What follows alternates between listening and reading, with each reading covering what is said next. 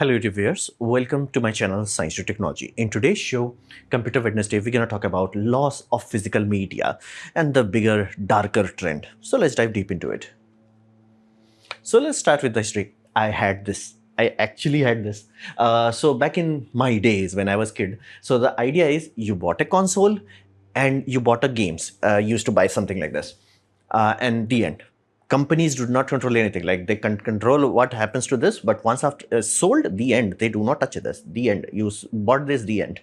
You bought this. The end. Company can no longer control it, and you can play it as much as you want. Basically, if you still have working units, they will still play today. You can't do that with modern games, but they will still play. You can lend it, meaning we used to do that. Like I had Contra, somebody had some racing game, we used to give them, and like Bomberman and all that, we used to do that. And those were like stupid cassette, was like 990,000 games. So all of those, that was a normal thing. Basically, it was your item, your property.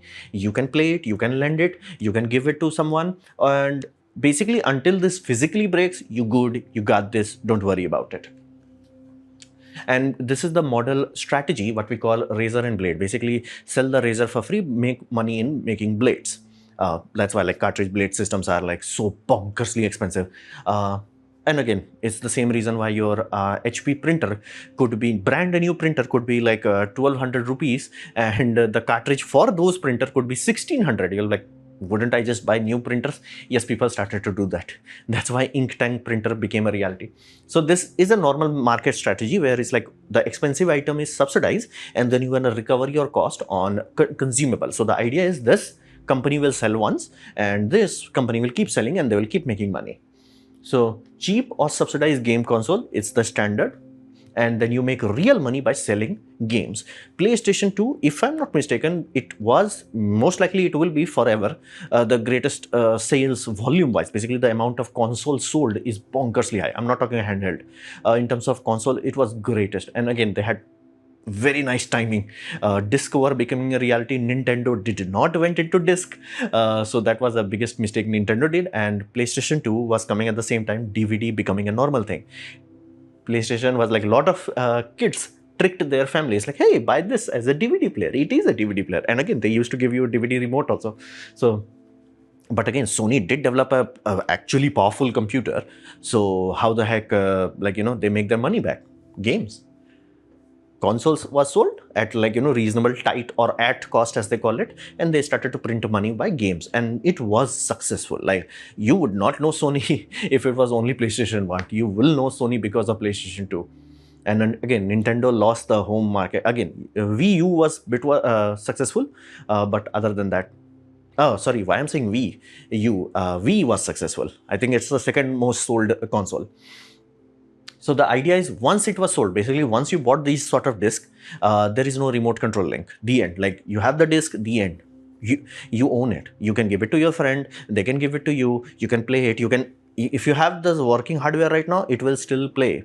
So that was the history. That's how the gaming started. Now, internet started to become a thing. I'm talking like late 2005. Now, games before this, before internet era, were focused on single player. Multiplayer was an add-on. Again, there was some tournament game, but fundamentally most games were still focused on single player because multiplayer was limited to basically split screen or local system. LAN play was surprisingly early in this ecosystem, so to say, but multiplayer was not like, core focus. However, that's changed. After internet became a thing, internet had two phases. First, have the goddamn internet. Second, have very fast internet, like with high throughput, meaning game downloads did not become a reality unless people reach the second stage of internet where everybody has decent enough internet. So this expanded the game reach. Basically, gaming became a thing in this era and global phenomenon. The golden age is generally classified as 2007 to 2013, meaning every Tom, Dick and Harry. Like this is goddamn NASDAQ. And you have, basically, and you're like marketing. And all. Again, that's how big it was. Halo 3 happened, Call of Duty 4 happened. Like this game was massive. Like, damn. Like we used to play that, like when I was 3D game artist learning that, studying into institute, Saturdays, we could just go there, everybody was just log in and just like we had a key for it. Everybody memorized it. Like, what's the key? Oh, key is not. It was fun. Uh, Call of Duty 4 happened. GTA 5 was released at that time. This is my favorite game from that time. You most likely know it. So that happened. However, you have to understand, in PC, you pay for internet the end. In console, if you wanted multiplayer, they required a server on their end. The architecture is not designed for that. So they were like, hey, we'll charge you some amount of money, very little. But that's how it started, that almost your console becoming a rented device. That small amount of money per month pass will happen. Xbox became the first company, PlayStation became the second, Nintendo became the third. And now everybody does that. Like now your console will simply not work if you do not have internet, like flat out. Got on the days of like, by the way, a lot of people bought PlayStation 3 as Blu-ray player.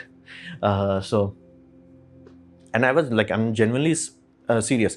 If you wanted 4K Blu-ray playment, there was nothing that you could buy, because again, media player fall apart, like nobody was buying it. Console still supported it, even though discs were being made. Like I have Blu-ray player, the only way I can do it is hijack it, crack it and all that.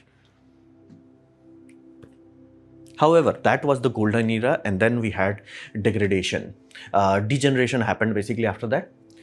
Digital marketplace became normal. Now this happened after second stage of internet, meaning I had internet very early on. Like I would say since I cleared class 10, I got my computer and I had internet, but it was 2 Mbps dial ADSL. Yeah, DSL connection, ADSL connection. We got that internet 2 megabytes per second. Speed was slow enough that I'm not even sure that we had any bandwidth cap. It was just so slow. But again, that was first internet that you can do multiplayer. But game download was like, you start today, it will be done tomorrow. But by the time more years passed, everybody started to get high throughput internet. Once that happened, digital marketplace became a normal thing. Be mindful, Steam was doing this before, in the era where only few people had that. So gaming was not taking that as a default. Default was still buy a disc, either for PC or basically console. Console, everybody was like, that was a desirable thing. Hey, I just bought this game, the end. So that happened, started to switch in 2015. Now, physical disc, from 2015 to, I would say, like last 5 years, all the physical disc that you can buy, does not matter which console, it's 100% useless. And not to mention, there was a big backlash when Xbox said, Xbox One, I think, they have very weird names, after 360, it will be always online. Everybody lost their mind. And be mindful, that is the time where high throughput internet was becoming a normal thing. But people did not like it. It's like, hey, this is my console. Why you decide to whether you can turn it on or off? So there were a lot of backlash, but nowadays it's people forgot. And all modern consoles, very good luck. Like it will be either a limited function device or it will flat out not work if it does not have an internet pinging device and all that, so to say. So, and yes, even the game disk, even if it has full game, it has DRM. Advanced DRMs requires a server to be there. It has to ping it, only then it will unlock it. If it does not find it, you kaput. So disk basically at this point in time, I'm talking in last 5 to 10 years, is physically useless. Like there is nothing in the disk. I had art director, like when I was working in gaming industry, he said like, you know, he had Xbox One S. He's like, hey, I sat down, it's like I put this disk and I was like, okay, I'm gonna play. And he showed like 30 minutes of download just to this basically. And again, disk was useless. So what is in the disk? Well, glorified license key. The only loophole still remaining in the disk is that disk is transferable. Meaning, even though you can log into your account and all that, the disk is the master key. So you can give it. Now, once that goes away, you cannot transfer it. And be mindful, this is in the same time frame, like 2015 plus. Term of service was changed. You do not buy the game, meaning in the cassette era, you bought the game. In PlayStation 2 era, some games were touching multiplayer, but the idea was, even if it is multiplayer, the multiplayer will not work, but everything else will work. That was slowly changed. We can disable your game whenever we feel like it. Again, they don't say it, they put 10,000 words of lawyer speech, but the essence is them that you are not buying anything, you are leasing it. And you're like, wait a minute, till when? Till they feel like it. And again, the DRM fundament, again, I'm not even saying that company shut down the server. It's just that games fade out of what you call core concept. Counter-Strike is very popular, but there will be a time in future where Counter-Strike will not be that, yo thing. Something new will come. So that happens with every game. Heck, there were like 2 3 games I saw in front of my eye that was like I liked it and it faded. Like Evolve was a very good one game. Another was Loadout. So again, it happens. You have a game, especially if it's a multiplayer only, kaput. So the idea is even in single player games, it's like, hey, I'm gonna play it. I'm pretty sure Horizon Zero Dawn will not work after a certain while unless they have a ping with some certain design. Basically, if Sony goes down, all the game disc you have in modern consoles, PlayStation 5, PlayStation 5 Pro Plus, or PlayStation 6 will not work. Even though hardware could be same. Heck, you will still have working hardware from Nintendo NES era. They will work without issue, but your modern console, even it's physically intact, it will not work. So the terms and conditions was changed, and this is the time where people legally lost it. Legally, you no longer buy game. You are leasing it, you're dying. Basically, digital games became the norm. At that point in time, when the TOS was changed, disc meant nothing. The only thing is, okay, you have a transferable license. And however, there was one hope that people had that, again, Steam was doing this very right from day one, is that the games that was released, that was getting patched up, updated. So generally day one game launch was good. Like unless some studio messed up, day one launch of the games were great. And in the old era, your disc had to be perfect. Had to be perfect. So games were not incomplete. It had to work because again, people will just throw it away if it did not work on day one. But that go away simply because, oh, we have internet. So you put your disk, it's like, okay, downloading 80 gigabytes, downloading 30 gigabytes. That became a normal thing. So, and many other, I do not know, Red Redemption or some game had like such a insulting thing that disk physically had 8 megabytes of data. It's a Blu-ray disc. Single layer has 22 gigabytes. A multi-layer could have like as high as 75 gigabytes. And it's like empty. It's just like lol. And this is where bad things happen. Like day one games became horrid.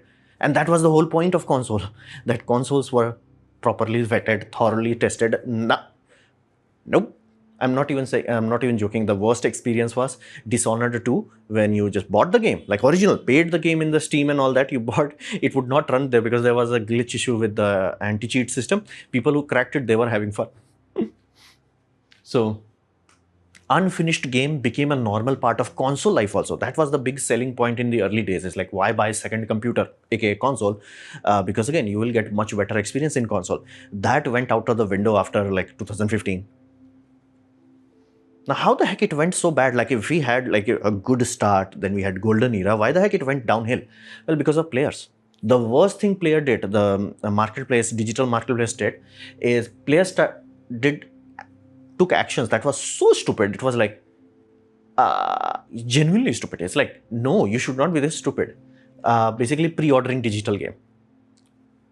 Again, pre-ordering a physical disc made sense, but again, that's why, because the discs are no longer valid, that also does not make sense.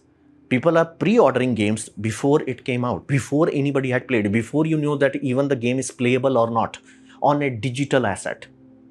That's a very dumb thing to do.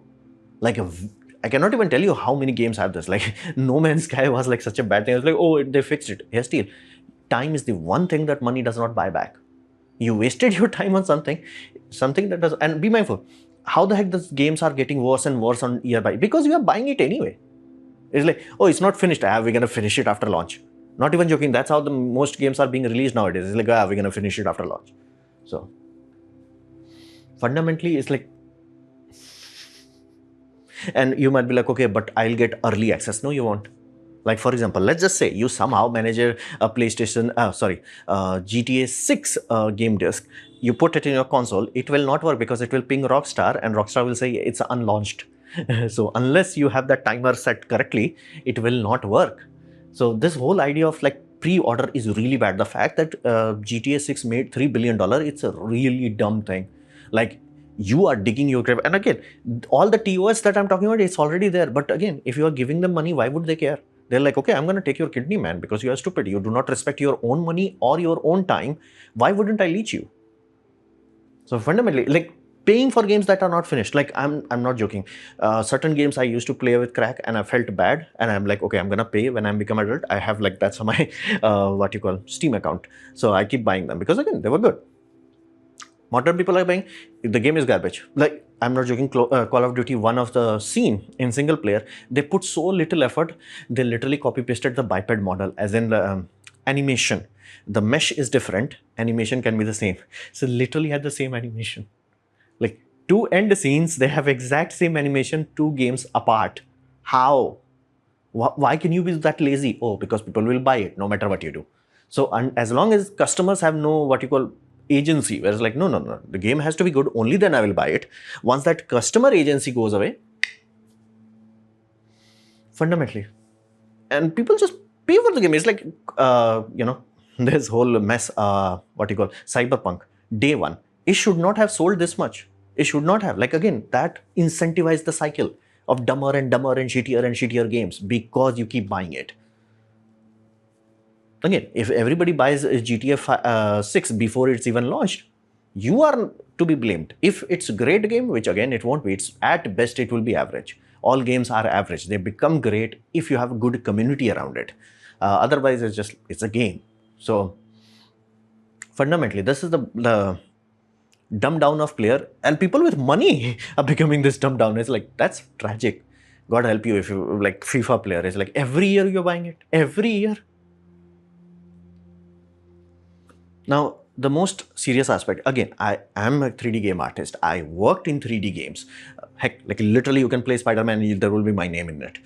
So I've been there, like, I've been on the making side, I've been on the consumer side, but I have to say, I've noticed something drastic and disastrous in recent time. Why players are becoming so stupid? They forgot it's just a game. And again, oh, it's old boomer talk. No. Again, I'm talking from someone who is on the both ends of it. It's like game used to be side quest for your life, meaning you have fun in your life, and then it's like, hey, let's try something new. Let's like, you're not supposed to go to mall every day. You're supposed to go to mall. It's like, hey, it's been a month. Let's go to a mall. Let's have some fun. Or like a movie theater. It's not daily occurrences. It's not supposed to be a daily occurrence. You're supposed to go, once in a while, or like, one or two good movies happened. Then you're like, it's once in a while event. Games were like that.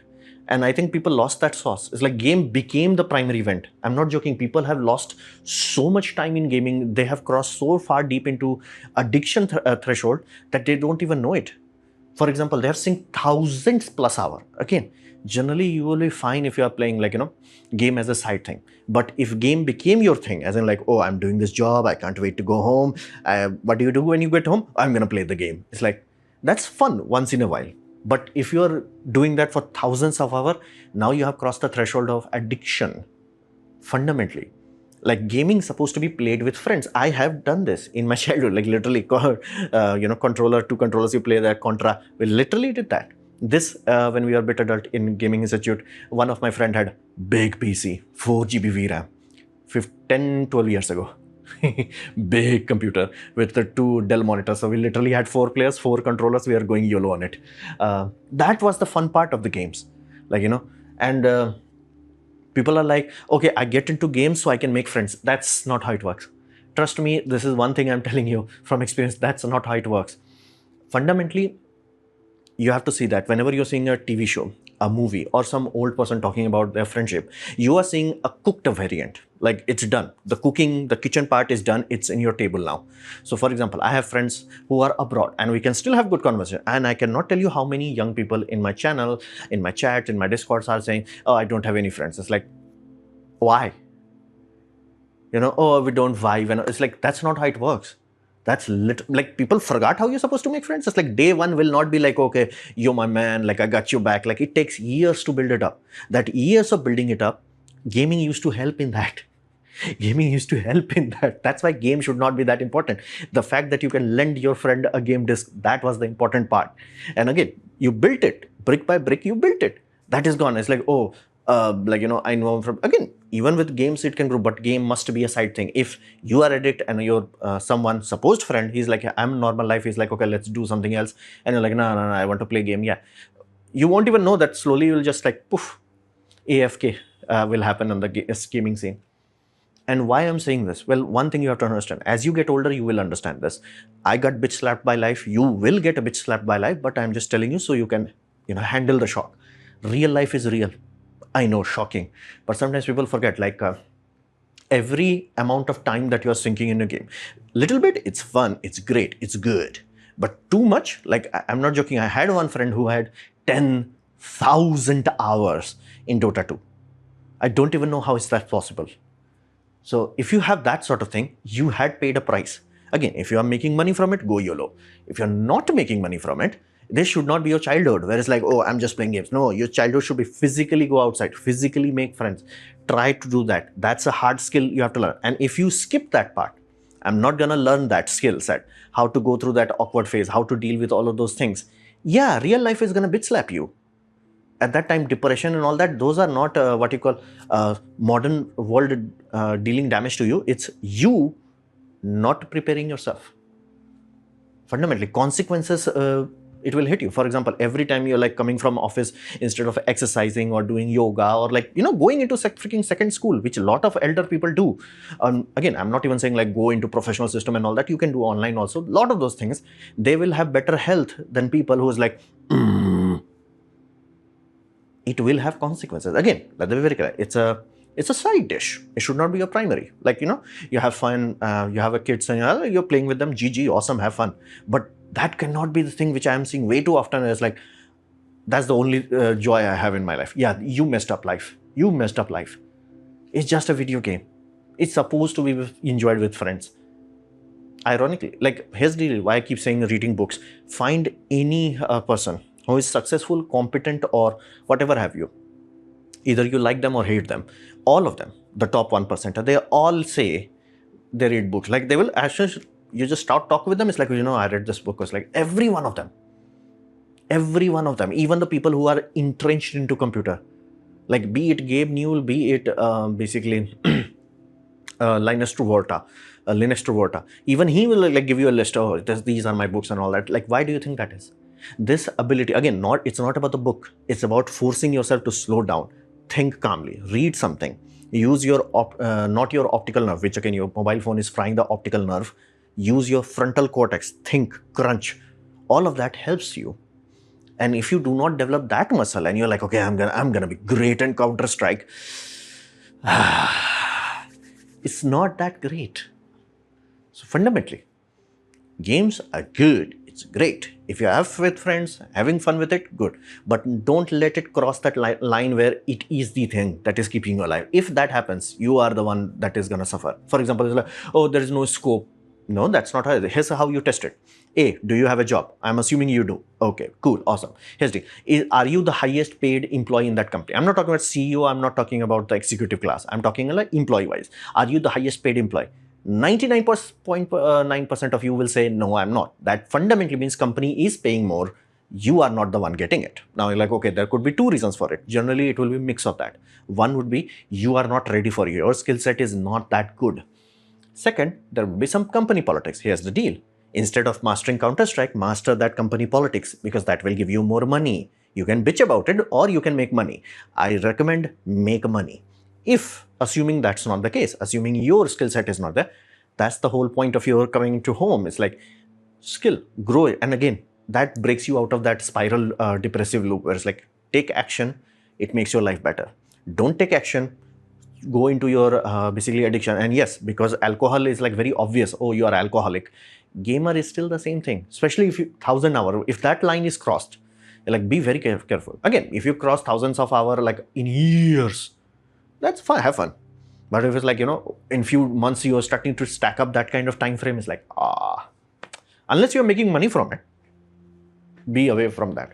So let them be. And again, that's why people are like, before the game is out, they are doing it because they forgot like life's supposed to be life, game's supposed to be a side job.